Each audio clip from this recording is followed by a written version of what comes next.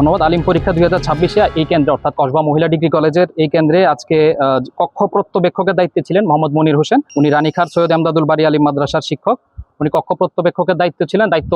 পরীক্ষা শুরু হওয়ার পরে উনি কয়েকজন শিক্ষার্থীকে এমসিকিউ এর উত্তরপত্র দিয়েছেন। মানে পরীক্ষা শুরুর পত্রে এমসিকিউ এর কিছু উত্তরপত্র উনি কালেক্ট করে ওইখানে সাপ্লাই করেছেন। এই সাপ্লাই করার কারণে ওনাকে পাবলিক পরীক্ষা আইন 1980 অনুযায়ী 1 বছরের কারাদণ্ড প্রদান করা হয়েছে এবং ওই রুমে 5 জন শিক্ষার্থীকে বহিষ্কার করা হয়েছে এবং ওই রুমে যারা ইনভিজিলেটরের দায়িত্ব পালন করছিল ওনাদের বিরুদ্ধেও বিভাগীয় ব্যবস্থা নেওয়ার জন্য প্রয়োজনীয় ব্যবস্থা নেওয়া হয়েছে। আমাদের যে এইচএসসি পরীক্ষা ছিল ইসলামের ইতিহাস মাদ্রাসা আমাদের কসবা মহিলা ডিগ্রি কলেজে, এখানে আমরা আমাদের যিনি ট্যাগ অফিসার রয়েছেন উনি জানিয়েছেন যে এখানে 301 নম্বর কক্ষে একজন শিক্ষক ঢুকে উনি শিক্ষার্থীদের হাতে নকল দিয়ে আসছেন।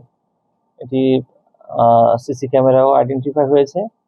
যে শিক্ষক দিয়েছেন ওই শিক্ষককে 1 বছরের বিনাশ্রম কারাদণ্ড দেওয়া হয়েছে এবং যে শিক্ষার্থীরা নকল করেছে 5 জন শিক্ষার্থীকে কেন্দ্র সচিব বহিষ্কার করেছে এবং যে শিক্ষকরা কক্ষ কর্তৃপক্ষ হিসেবে দায়িত্ব পালন করেছেন এই 2 জন শিক্ষককে দায়িত্ব থেকে অব্যাহতি দেওয়া হয়েছে এবং একই সাথে বোর্ডে তাদের এমপিও বাতিলের জন্য লিখিতভাবে আমরা লিখছি।